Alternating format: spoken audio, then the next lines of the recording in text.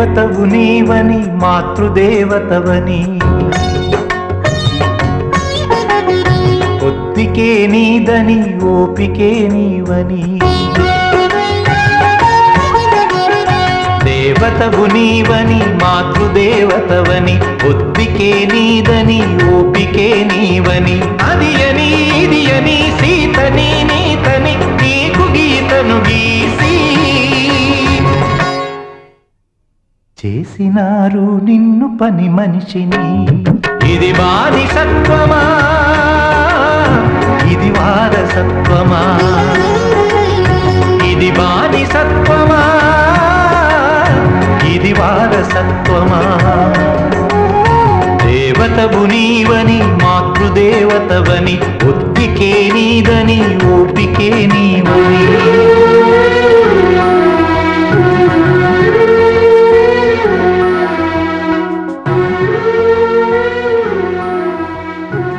మనం ఓడిపోయామే, అన్ని రకాల ఓడిపోయాం. మన ఆడ లాయర్లే మనకు సపోర్ట్ చేయలేదంటే ఇంకా మనల్ని ఎవరు కాపాడలేరు. మన కాపురం నిలబెట్టుకోవాలంటే మనకి వేరే మార్గమే లేదా?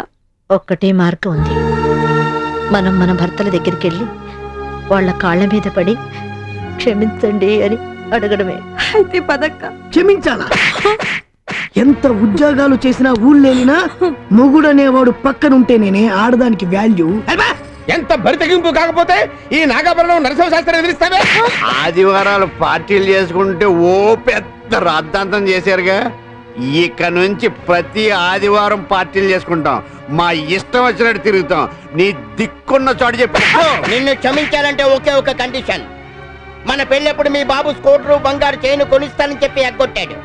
ఇప్పుడు ఆ డబ్బులు బారు వడ్డీ చక్రవడ్డీ వడ్డీకి వడ్డీ కలిపితే ఈ 25 ఏళ్లలో 25 లక్షలు ఉంటుంది. మీ పుట్టింటికి ఆ డబ్బులు పట్టరా, అప్పుడు నేను క్షమిస్తాను.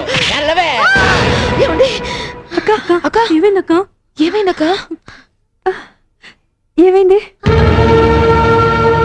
లాభం లేదు.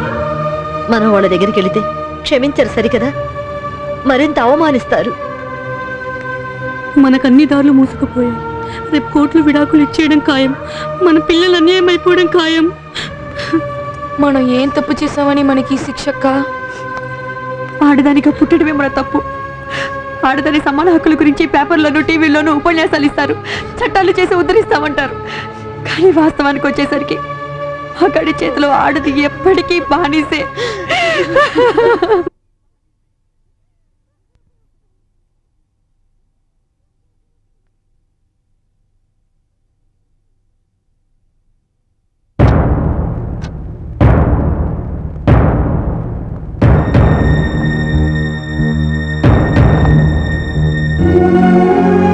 ఏమ్మా, మీ తరఫున వాదించటానికి లాయర్ని ఎవరినైనా అపాయింట్ చేసుకున్నారా?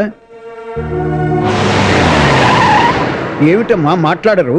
మీ తరఫున వాదించడానికి ఎవరన్నా లాయర్ ఉన్నాడా లేడా?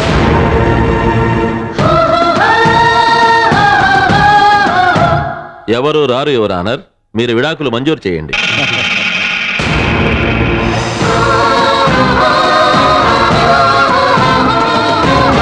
మీ తరఫున వాదించడానికి లాయరే లేడా? ఉన్నాను యువర్ ఆనర్.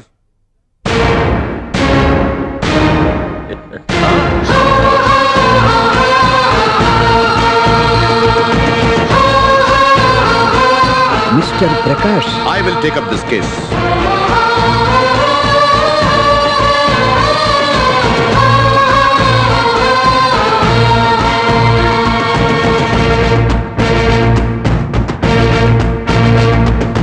అబ్బో, సుప్రీంకోర్టు లాయరు ఆయన కేసు టేకప్ చేస్తే కేసు గెలిచినట్టే. మన రెడ్డప్ ముందు ఎవరు సరిపోరు.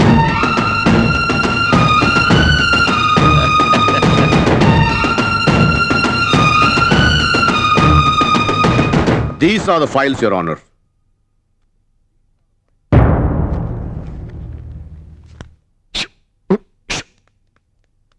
కేసు క్లోజ్ అయ్యే టైంలో వీడవడండి. చూడండి, ఆయన చాలా డేంజరస్ లాయర్. కాలికేస్తే మెడకి, మెడకేస్తే కాలికేసి ఇరిగించేస్తాడు. అపర చాణక్యుడు. అతను వేసే ప్రశ్నలకి కామ్గా, కూల్గా, కేర్ఫుల్గా సమాధానాలు చెప్పండి. మీరేం కంగారు పడకండి, మా సమాధానాలతో వాడిని టారెక్కించేస్తాం కదా. Proceed mister Prakash. Yes, Your Honor. Pullarao అంటే మీరేనా? బెల్ల పుల్లారావు. ఓ, ఓకే. అవును, మీకు ఇప్పుడు ఈ విడాకులు కావాల్సిందేనా? ఇమీడియట్ గా కావాలా? అలా కాదండి, పెళ్ళాలి లేకపోతే ఇబ్బంది కదా. ఇబ్బందే ఉందండి. ఇబ్బంది అంటే మరి ఇంటి పని ఎవరు చేస్తారండి? దానికి పెళ్ళాలే కావాలా? 1000 రూపాయలు ఇచ్చి పని మనిషిని పెట్టుకుంటాం. ఆ? ఆ, మరీ బట్టలు ఉతకడం, ఇస్త్రీ చేయడం మీరు చేస్తే బాగోదు కదండి. 2000 పడేసి దోబిని పెట్టుకుంటాం. ఓ, బాగా భోజనం చేస్తారనుకుంటా. లక్షణంగా. ఇప్పుడేంటి మీ వంట పనులు మీరే చేసుకుంటారా? మాకే అవసరం అండి, నెలకి 2000 రూపాయలు పడేసి వంట మనిషిని పెట్టుకుంటాం. చా. ఆ, ఒకవేళ పిల్లలు మీ దగ్గర ఉండాల్సి వస్తే 2000 పడేసి ఆయన పెట్టుకుంటాం. మీకు రోగమో రుస్టో వస్తే దాన్నే ఉందండి, ఓ 3000 పారేసి నర్సుని పెట్టుకుంటాం. నర్స్. ఆ, వీటన్నింటికి సరే మనుషుల్ని పెట్టుకుంటారు. మరి పడగది సంగతి ఏంటండి? 10,000 పడేసి మంచి ఆ.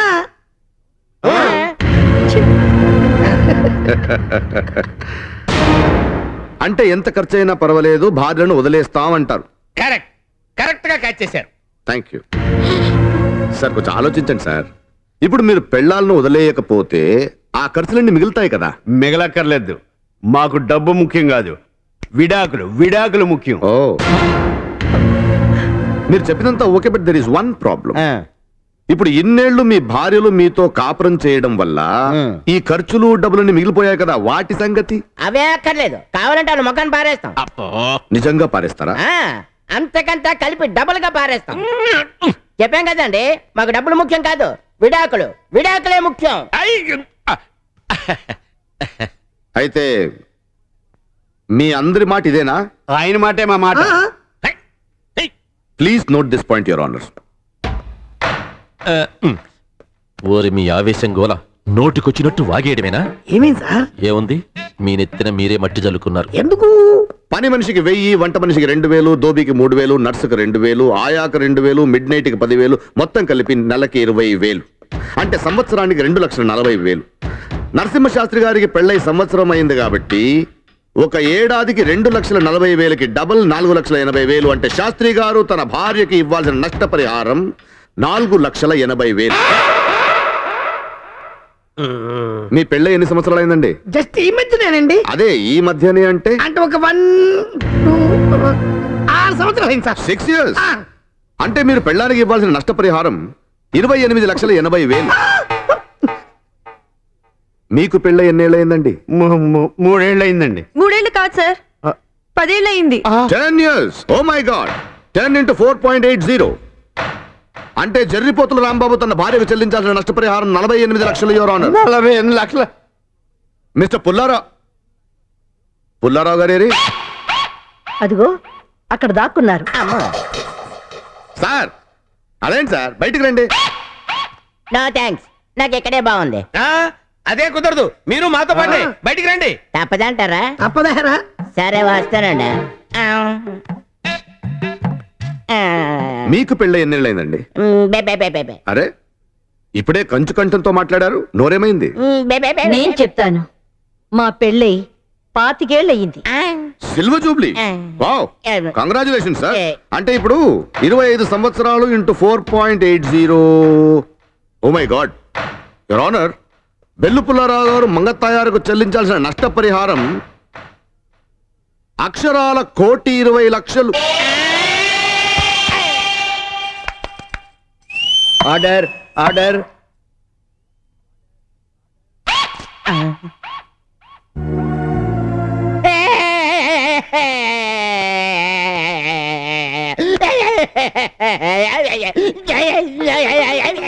హలో, ఏడ్చైనా చెప్పండి, లేదా చెప్పైనా ఏడవండి.